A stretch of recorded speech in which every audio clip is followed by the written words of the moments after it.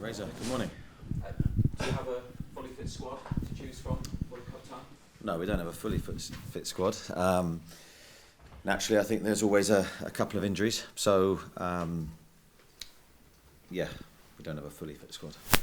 We saw two of your players who'd been at the World Cup play in the friendly on Saturday, Nick Pope and Kieran Trippier. The other three, Fabian Schär, Bruno and Callum Wilson, are they going to be available for Tuesday night? We'll wait and see. I think I spoke with all the international lads when they came back, obviously, and Kieran and Nick were very keen to play in the game. And I think those conversations are important because those boys have had not just the physical load from being at the World Cup, but the mental side of it can't be underestimated. So I'll continue those conversations with the other lads, and we'll see where we are.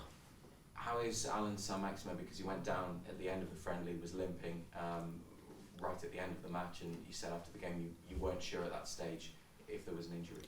Yeah, well, I think there's a slight injury. We'll see today how he comes in. Obviously, after a game, things can be sore, but they can settle quickly. So hopefully that's the case. This cup tie was brought forward. It's only 24 hours, but has that had any bearing on your preparations and your planning, given that you got some players back just recently, late after the World Cup? Not too bad. I think 24 hours doesn't change too much. Obviously, it changes our training schedule, but it doesn't change too much in terms of what we were looking to do. Generally, though, to have a competitive fixture at this point, ahead of the return to Premier League action, not every team in the division has this. How important could that be in terms of preparing for Leicester and getting back to the league fixture list? Yeah, I think in terms of the Premier League schedule, I think it's a good thing to have this game, but we've looked at trying to get ourselves in the best possible physical condition for this game, not use this game as a step for the Premier League. We've tried to give this game the same importance of a Premier League game, and for us it is, because it's a chance to progress in a very important competition for us. So that's how we've approached the game. Bournemouth were at St James's Park earlier in the season. It finished level that day, probably a bit frustrating for you. If you think back to that match, what do you remember about it? Yeah, I remember being frustrated and disappointed ultimately at the end. I don't think we were quite ourselves in the game. I thought we were probably a little bit subdued by our high standards in terms of our performance to that point, not necessarily the results. The results have sort of come after that game. But I think it's very important not to underestimate Bournemouth, the quality of their team, and I think sometimes that's a dangerous thing to do. And I think they've shown, especially the last couple of results they got before the break, that they're a very competitive team, and certainly we don't underestimate them going into this game. Thank you. Keith?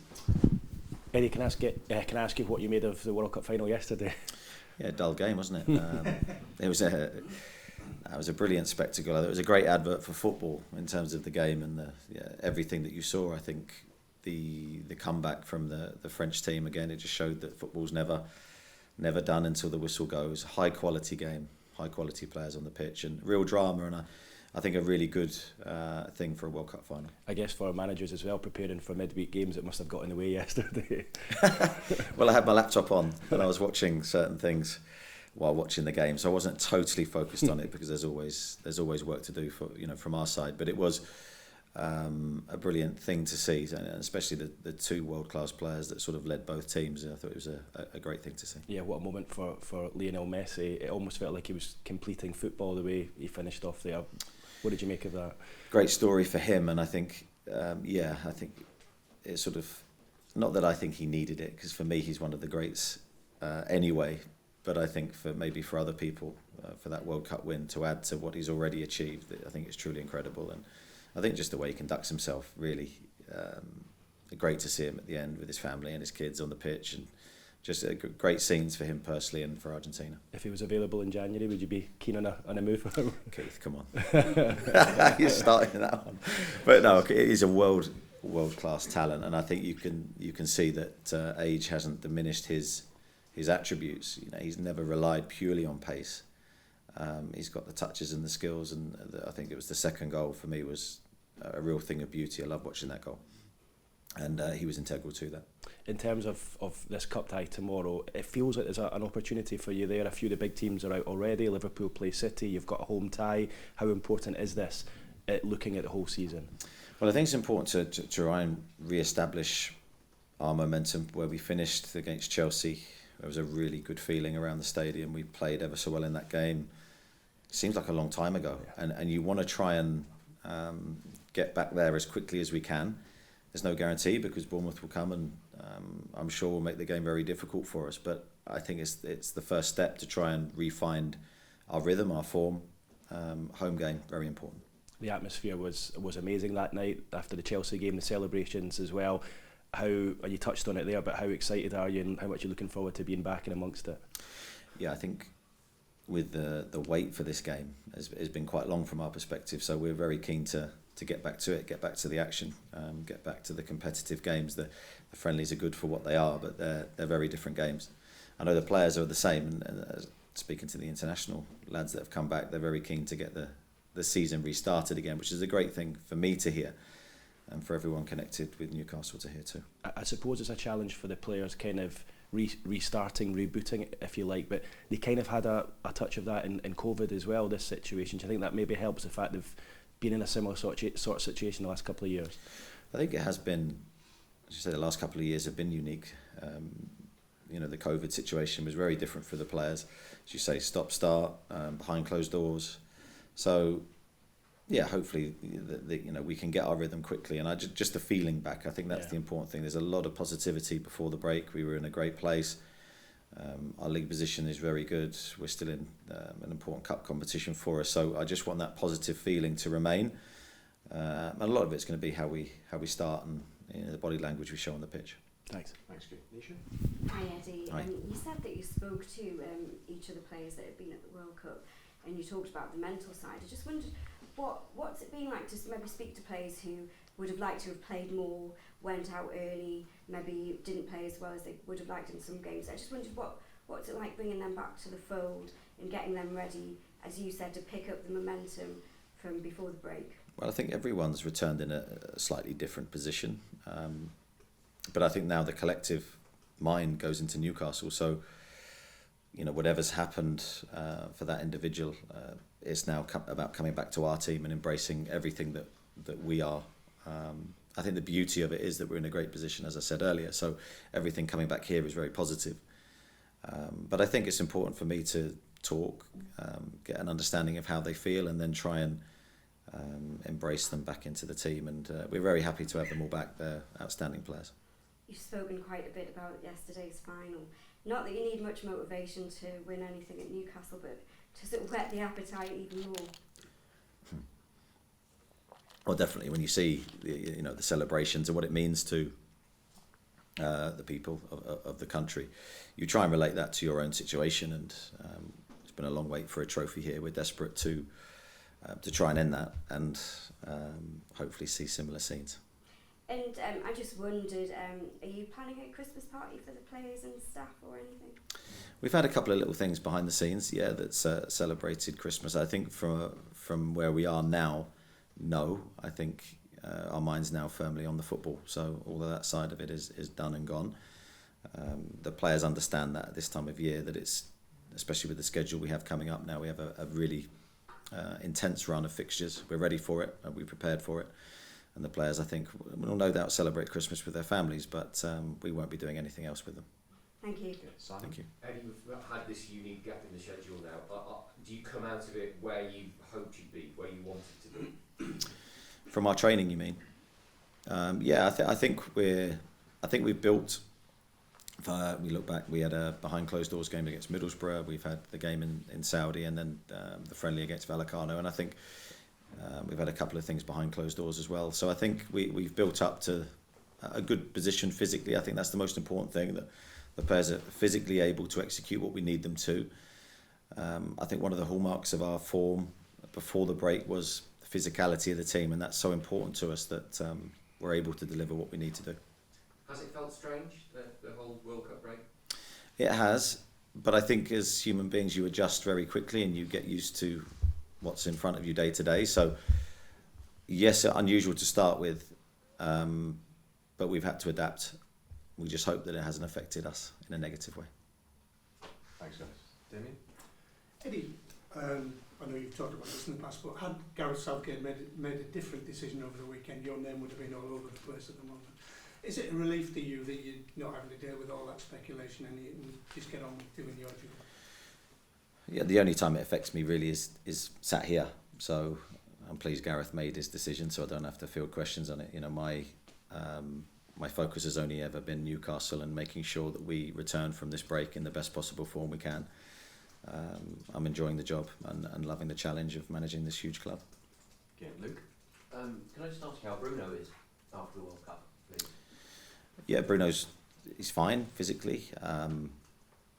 He was obviously disappointed not to reach the latter stages with his country of the World Cup. So I think there was an element of disappointment there that they couldn't go further. I think their dream was to win. But he's fine, and he's now focused on the future. And I think, as I said earlier, that's really important that the players, whatever happened to them during the World Cup, they now put that behind them and use whatever positive things they can from the competition, but now focus on what's ahead. But he took quite a lot of criticism, didn't he? I think in the Brazilian media. Does he need a little bit of Newcastle love as coming back to his club? I would say every player needs a bit of Newcastle love. I'd say every player always needs, ideally, the positive force of the crowd behind them, and Bruno would be no different. So some real appreciation and love for him I'd encourage. But I'd be saying the same about any player, because enjoying playing in your home environment and knowing you have the supporters behind you, I can only speak personally what difference that made for me in my career. It's a hugely positive thing. And he has to take, I guess he didn't play as much as he would like. He needs to show that was the wrong decision, but in black and white in Newcastle. Yeah, that's all he can do is continue his form from earlier this season. For me, he's been outstanding this season. He had a small injury at the start of the season, but when he got his fitness back, he's been incredible for us. And I'd hope to see the same Bruno come back, because he's a massive presence in our team. Thank you. Craig? Morning, Eddie. A couple of questions, different subjects, and one exactly the same question as I asked 48 hours ago. Have you got an update on Wilson and Isaac, please? Well, not much has changed from Alex. We're still in the same situation where we're assessing him day by day, and want to make sure when he returns in the best possible condition. With Callum, I've never said there's an issue with Callum. So yeah, he's fine. Is the World Cup a genuine sort of ground to recruitment-wise, or are you wary of buying players on the back of the World Cup? How have you viewed the last 4 weeks from a recruitment perspective? From a recruitment perspective, I don't think you ever just analyse the World Cup and sign a player off the back of those performances. I think there's a huge body of work that goes into signing a player, so it's never off 4 weeks. That there will be a period of work that goes into that. Now, it's not to say we won't use the World Cup as a recruitment tool and look at players, but just solely on those games, no, we wouldn't do that. Did you get Alan Shearer sort of imploring you to try and sign Enzo Fernandez, the young player of the tournament? I didn't. I apologise to Alan. I think I was on the other channel, so that's a mistake on my part. Do you like him? Yeah, well, obviously I'm aware of him and I know him, but I think the transfer fee might be quite lumpy. Thank you. Ian? Morning, Eddie. Hi. No one's under any illusions how much you're prioritising the League Cup this season. In your managerial career, have you ever given it as much importance as you are this season? It's an interesting question, because people would probably think differently, but I think if you're a manager and you're sat here and you're going, well, we've had games in the past that we haven't given full importance to, then I'm not sure I can sit here and ever say that. Mm-hmm. So I've tried to win every game as a manager that I've ever played, and I've tried to win 100% to the best of my ability. Now, sometimes you pick different teams to try and achieve that goal, but I could never sit here and say I've not tried 100% to win every game that I've managed. I think that's just inbuilt in me. And had everyone been fit, clearly they're not, would you feel that you full strength aside as well? Yeah, well, as I say, I want to win the game. Yeah. Desperate to win the game, desperate to progress, want to stay in the competition. We want the extra games. So that's how I'm approaching the game. Chris? Well, Eddie, in terms of the other players who didn't play on Saturday, the likes of Guimarães, Joe Litton, Dan Burn, are they fit? Are they available for tomorrow? Wait and see when we announce the team. So that in terms of the team tomorrow, is it partly dependent on injuries? In terms of injuries, will affect the starting line, not just in terms of fitness players coming back from the World Cup? Yeah, I think there's a whole host of things that would obviously affect my choices. I've got a very good squad to pick from, very good pool of players. Obviously, I'm aware of what happened before the break and the form of the team and who was playing well, and I've got to take that into consideration. Also take into consideration what I've seen during the training subsequently. So I'll make my decision based on all of those things. Okay, Jordan. Has there been any progress in terms of a potential new contract for Loris Karius, and is he in contention to start tomorrow? Well, he's in contention with the other goalkeepers. I don't believe anything's further happened on his contract. I think that's something that we're assessing and in discussions with. Okay, Dominic. How has it been returning to the training ground, working with the players now, preparing for a competitive game? And second part of that, how have things progressed here in terms of the building work going on behind the scenes while you've been away? Yeah, so the training ground's changed. We now have a proper eating area for the players, which looks fantastic. Really, really pleased with the outcome of that, and the difference it makes to our working environment has been incredible. So really, really pleased with how the training ground is now taking shape. We're still very early stages. The players have a changing room and a place to eat. Very little else at the moment, so we're still adding bits and pieces to that. But that will be transformative. That will change a lot, and in terms of how we feel and how we work day to day. So we're enjoying preparing for the competitive game. That's what it's all about for us. Yeah, and you've had several under-21s players involved with the squad, the first team set up out in Saudi, things like that. What benefits have you felt from involving them and integrating them into the first team squad in the last few weeks? Yeah, it's important. They've played a big part of our training, and I have to say those players involved have done very well. Now, the challenge for me is then when we get the full body of the squad back, you can't train with 35 players. It's impossible. So we then have to sort of return to our normal training group. But those players have done their chances of future involvement with us, no harm. Now we'll assess their own situation on an individual basis and see whether there's any players that then go out on loan or they stay with us. Kieran? And we know where the owners want to go in the long run, but a lot of researching clubs have used cup competitions as that first step before going for the real big trophies, as it were. Have you viewed it like that you can't just go from A to B, you need that middle ground with cup competition? It's really important. Yeah, I get the question. I think the difficulty is you can't control that. You can think that you'd love to win something as quickly as possible. The only thing you can control is the game by game step. So we're going to this game, which is a difficult game and a dangerous game for us because there's been a break, and we've had to try and, as I say, manage lots of different things with players away. But we want to try and show a Newcastle performance straight away in a cup competition that means a lot to us. So we can only control sort of the short little steps in front of us at the moment. This game, I think, was a sellout 3 weeks ago. I mean, what's the power of St James's like? You obviously want to take that into the new year as well. What a fortress it's been. Again, incredible response from the supporters. It doesn't surprise me. That's been, you just look at the friendly against Vallecano and the support we had in that game. Truly incredible numbers, and I just go back to the Chelsea game. That for me was an incredible atmosphere. Very difficult for the opposition to play in. Created the type of environment, but I think there was a two-way thing. I think we did that with our energy on the pitch, and the supporters backed us to the hilt, and it was a brilliant experience. We'd love to get that feeling back straight away, and that's going to depend on how we start the game. Lee? I think you talk about how much this means to you, this competition, when people have these debates about easing fixture lists. Sometimes you talk about possibly getting rid of the League Cup, but you would miss this competition if it went, I guess. Yeah, personally, I'm a fan of the competition. I think there's always debates over fixtures and the amount that you play, and I think I said this earlier in the season. For me, when you're not in Europe and you're the club that we are, I think we need the fixtures. I think for the European teams, I think it's slightly different.